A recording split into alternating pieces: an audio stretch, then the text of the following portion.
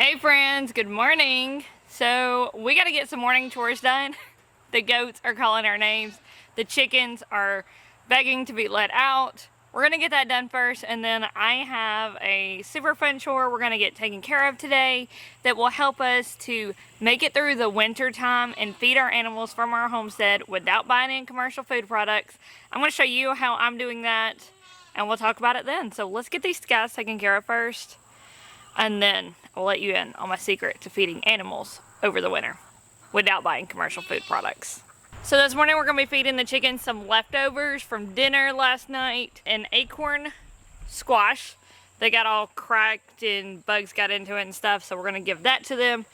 Our leftovers are in our bowl. And then we will also feed them some fresh greens as we go about our other chores. We'll clip some greens, some leaves, some things like that, and throw it over into the pen as well, because I'm starting to transition them to a forage-based diet. We're not off commercial feeds yet, but I try to go every other day without feeding commercial feed products right now. Hopefully by next year I will be completely off of commercial feed products on our homestead, but you know, it's a work in progress. And if you're not on my Instagram and seen that reel about what it's like for me to take care of chicken chores in the morning, you're in for quite the treat. If you don't know, if you've not been around long enough, I am scared of chickens. Something about their beaks, it freaks me out. I have been beaked many times, so I do know what it feels like. It doesn't hurt that bad, but it still freaks me out. I don't know. They're little dinosaurs and they're mean.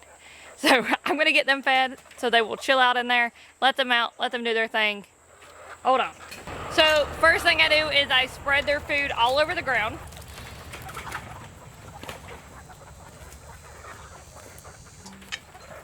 Ah, man, it didn't break. There we go.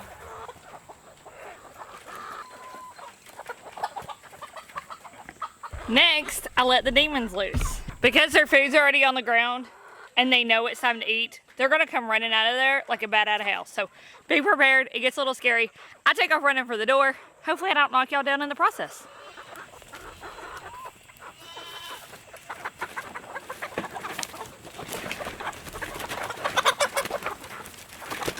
Happy chickens, eating away. Now it's my cue to get out of here before they finish their food and come find me. To help with our chicken feed bill and being sustainable, we also compost in our chicken pen. So different yard waste, garden scraps, food scraps, basically anything I got that's extra goes in here, whether they eat it or not. They'll scratch it around, break it down, stuff like that, and it turns into compost. So as this stuff on the ground starts breaking down, I will pick up more pine straw, more leaves and stuff, and just continuously throwing it in there. And then in the spring, I will come out and scrape off the first few layers and put that into the garden. Our girls are getting pretty big. Nobody's laying eggs for us yet, but they're getting big and I'm still waiting. Should be eggs anytime now, right? They are 5 months old now, 5-month-old chickens. So, I mean, we're like 20 weeks into this deal. I need my eggs. The goats are tired of waiting. It is their turn. So normally our goats get moved twice a week. Currently, they're only getting moved once a week because my husband, Kenneth, had surgery recently with pins put in his finger where he broke it. And so it's just me doing homestead chores and trying to move these guys. It's a little bit of work by yourself. They kind of got pushed back to once a week. It's okay. They'll be moving tomorrow. So because of that, and because I'm trying to concentrate the manure in this location, it's very sandy soil here, not great nutrition, stuff like that. And I want to put an orchard here and different food forest things going on. I'm really kind of just letting them drop their manure here. But it doesn't have a whole lot of brush. So right now, twice a day, I go through, clip tree limbs and stuff like that to feed to the goats. And then in the evenings when I forage for the rabbits and stuff like that, I will forage food for them as well. So they get fresh greens, fresh grasses, vines, whatever I pick up for them. And they love that. So that's been a great diet for them.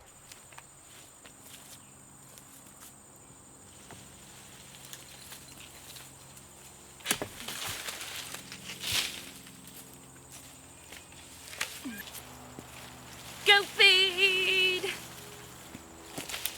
Good morning, girls.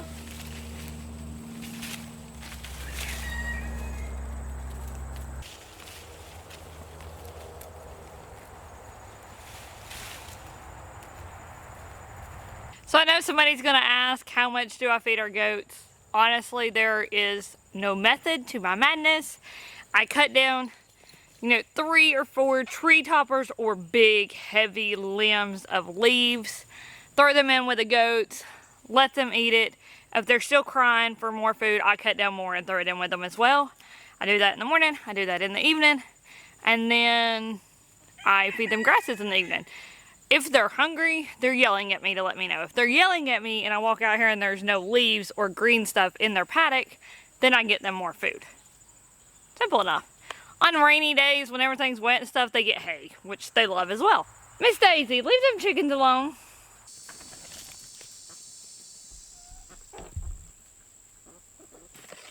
Okay, so last chore, filtering water. I do this about 6 times a day. This is a 1 gallon bag. Takes 4 of these to fill it up. Eventually in the future, we will be moving away from this because we will be getting a larger rainwater catchment system, and that will have more pressure to do like an inline filter. But for now, it works.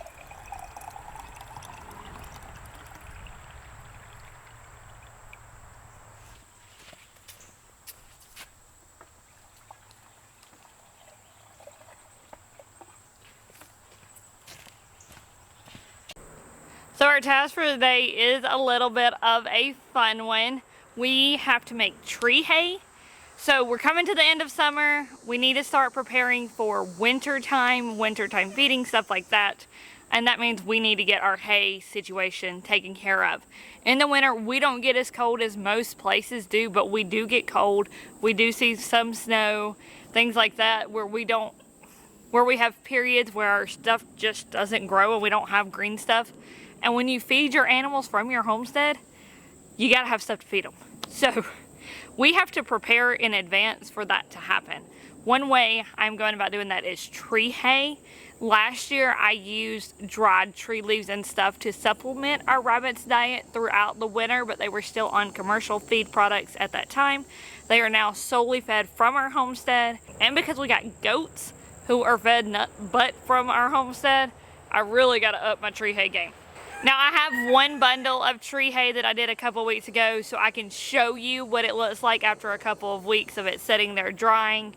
And we're gonna get some new bundles put together. I'll show you how to do that, obviously. If you are looking to do tree hay, it doesn't necessarily matter what type of trees you use. It just has to be something safe for your animals to eat. However, if you are solely feeding tree hay throughout the winter, you want to make sure you're doing good quality tree hay. Different trees have different fodder levels, different protein levels, fiber levels, minerals, vitamins, stuff like that. So you need to make sure you're choosing a tree hay that complements your animals, especially if that is the sole diet you're giving them over the winter.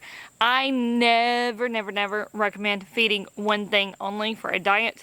If I told you to eat only kale, even though kale is nutritious, if you only ate kale, you would end up very sick. And so that's the way I look at it. A diverse diet is a healthy diet. So while I will be putting up mostly sweet gum tree hay because that's what we have, our animals will never be fed only sweet gum. Sweet gum is not a high quality fodder.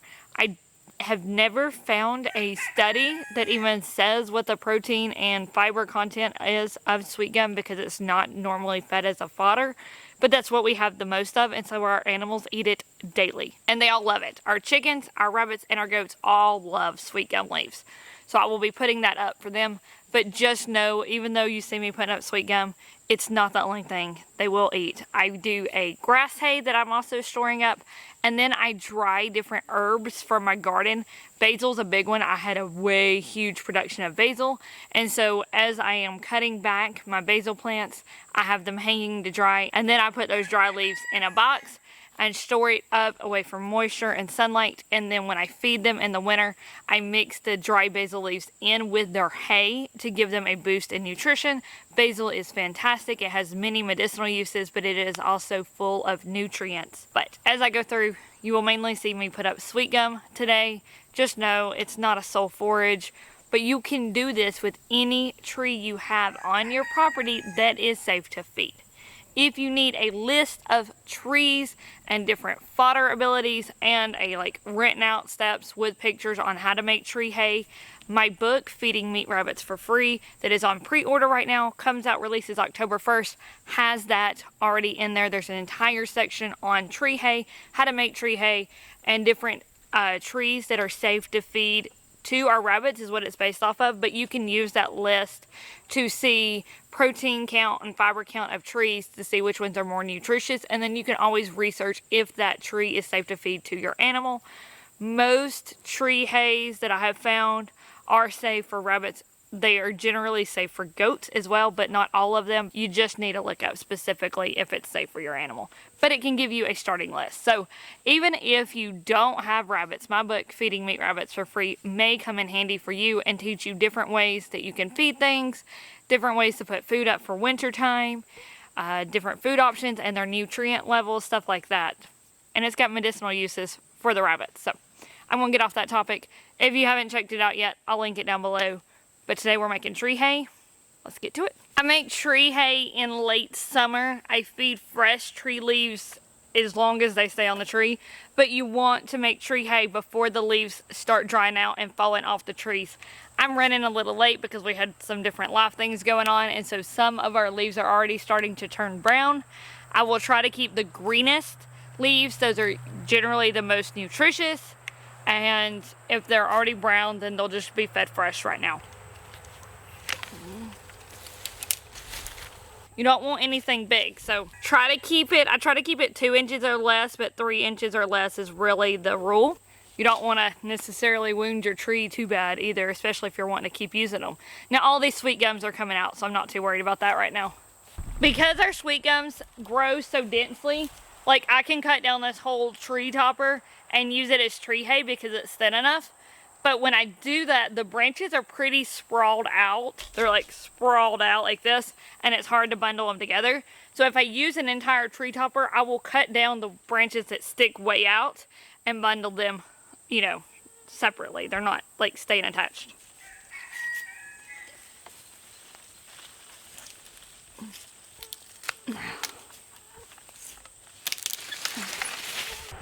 So this is my tree topper.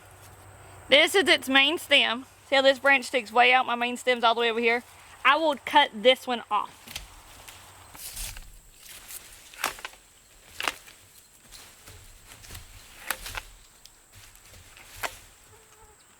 So all of this that's left on these little bitty branches, I will feed this fresh to the chickens or the goats or rabbits or something. And then this pile of leaves is what I have left for my tree hay bundle.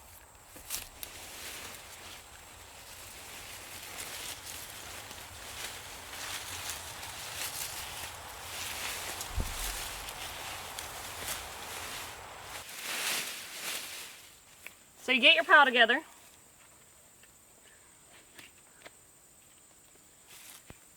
You can do as big of a pile as you want, as small as a pile as you want. It doesn't matter. It's up to you. You're the one storing it. You can use any kind of rope you want. Baling twine, synthetic rope, cotton rope, whatever you got.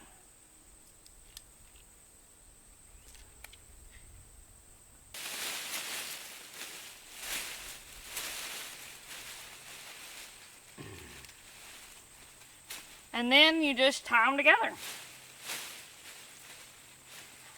I do a bow knot just because it's easy to take off and I can just reuse my rope throughout, you know, for the next year. Most people tie them only at the bottom, but I tie them top and bottom just to make them store better.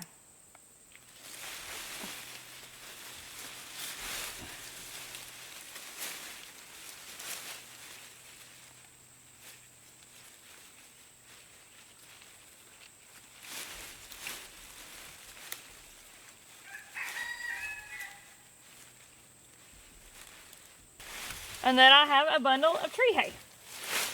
So I recommend, if you know how much your animals are going to eat, bundle them in that size frame. We have many different animals and they will all eat different amounts. So I just bundle them together and I can untie them and put them back together as I feed.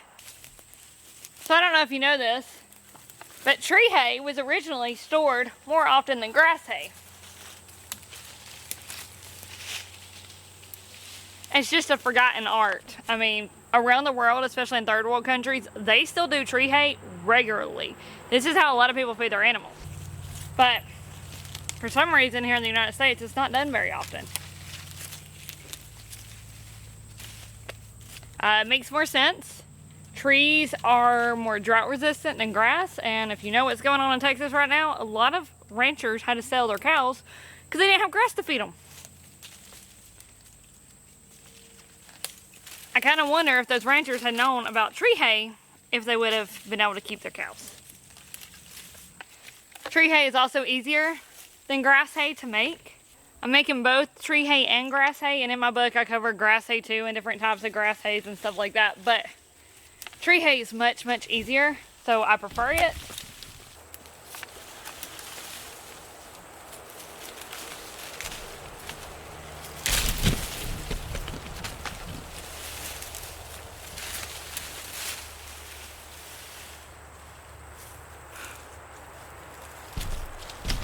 I got leaves in y'all's face, I'm sorry. Plus tree hay helps me clear my raw land, so it's basically a win-win-win all around. Right now I'm just going through and cutting trees, and then we'll bundle them up. Now this cutting up here is called, I don't know if I'm going to say this right, it's called pollarding your trees. Maybe? Is that how you say it? Pollard? P-O-L-L-A-R-D. It means to cut up high above where animals can graze. So like deers, cows, and stuff, you cut it up high. And then the part that I cut right here will grow new leaf shoots and will continue to produce for me. If I cut it down at the ground, which you'll see me do sometimes with these small saplings, that is called coppicing your trees, and they will sprout new shoots up at, like from the ground up. Different ways you can do it. So in the future, when I have all of my fodder trees, like I'm gonna plant specific fodder trees, I will probably go ahead and use the pollard method and just cut them off above grazing height, let them grow new shoots up at the top, and then cut those back yearly. But if I'm growing something, like the mimosa tree for a fodder, I will coppice it and cut it back down at the bottom to keep it from spreading, because mimosas can become invasive. They're great fodder trees, but like I said, they can become invasive, and you don't want that. So for that one, something like that can become invasive, I will coppice, and then things that don't necessarily become invasive, I will pollard. And there's mosquitoes all over here that are eating me up.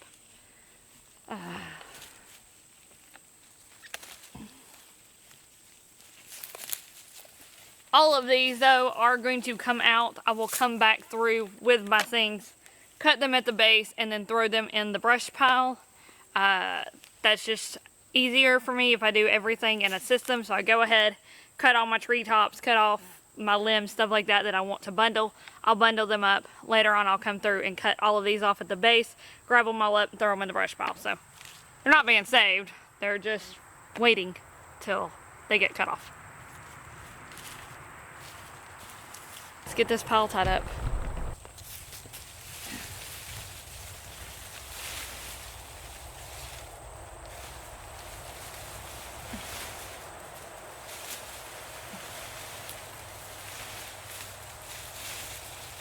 Oh, I skipped one.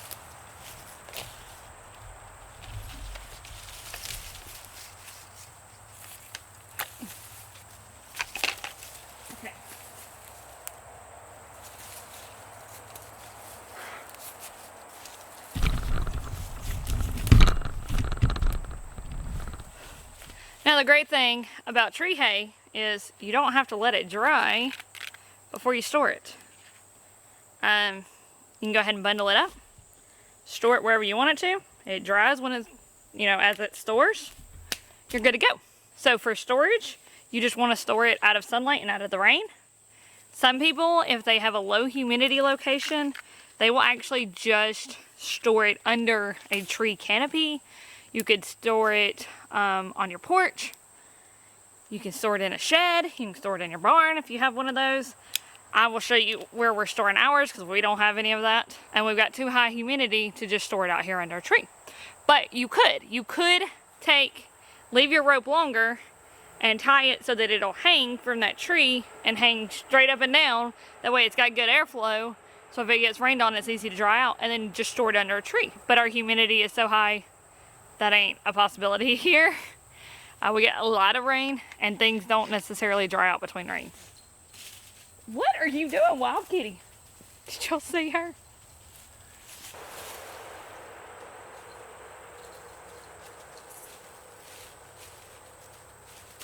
Yeah.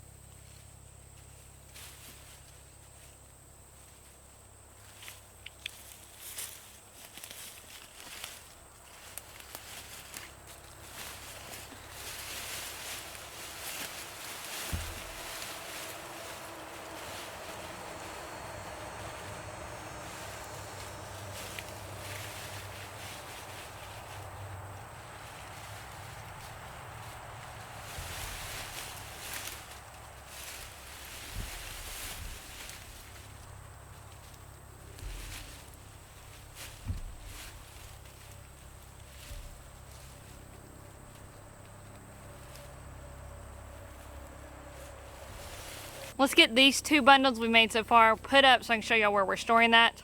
I'll feed the extra fresh bits to chickens and goats and stuff like that. And then I'll keep working the day away. It's also easier to carry if you've got it bundled.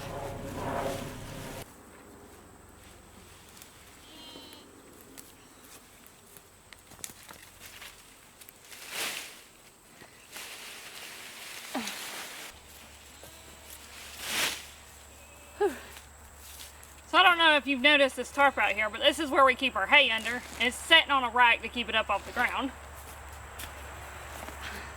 I do have to be careful and open this towards y'all, so if a snake's under there, it don't come running towards me. Hopefully it don't come running towards y'all either.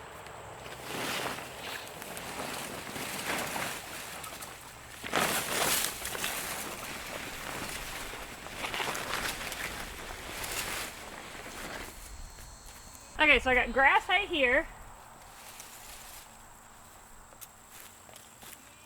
And this is my tree hay. You can see where the grass was sitting on it. It's kind of squished my leaves down.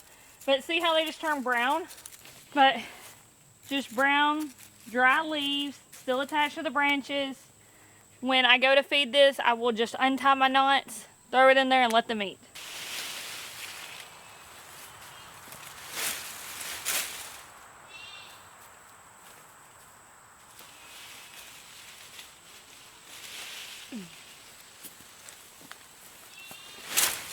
A few things I've learned with storing my hay under a tarp. If you're in a moist, humid place like us, it can mold if you are not allowing airflow through, so don't tuck it up too tight. Just make sure you got some kind of air ventilation flow through so your hay and stuff doesn't mold. You don't really have to worry about that too much with tree leaves. They tend to just turn brown.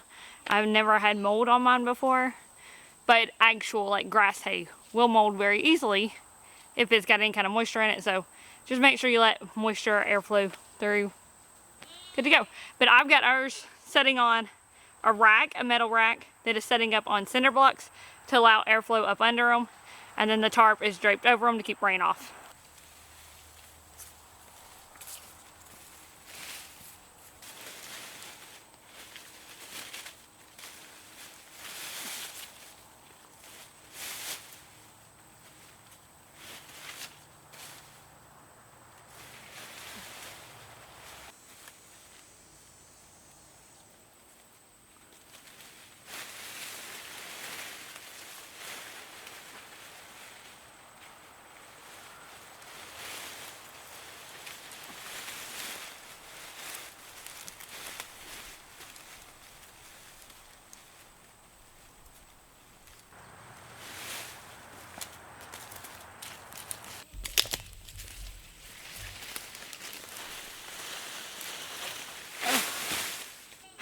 I don't know, it took me maybe 30-45 minutes to get 4 bales of tree hay put up for winter time use.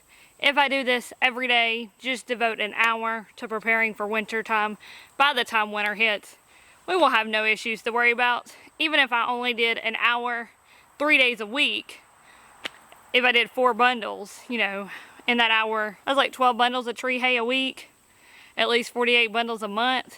You get the picture. So start early, start before you need it. Most trees are peak nutrition in the summer when they're beautiful and green and lush, and that's when you need to start preparing for winter time. So I know it's busy, I know summers are crazy, especially on a farm, but go ahead and start preparing for winter. I'm gonna get these bundles put up.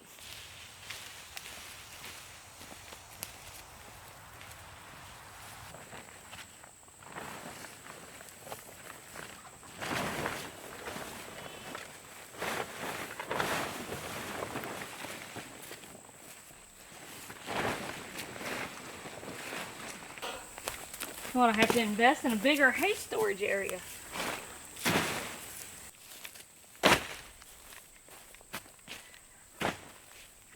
And I promised the chickens some fresh greens, so let's give them some leaves. I have here sweet gum leaves and wax myrtle leaves. Sweet gums are a favorite of theirs. Wax myrtles they could do without.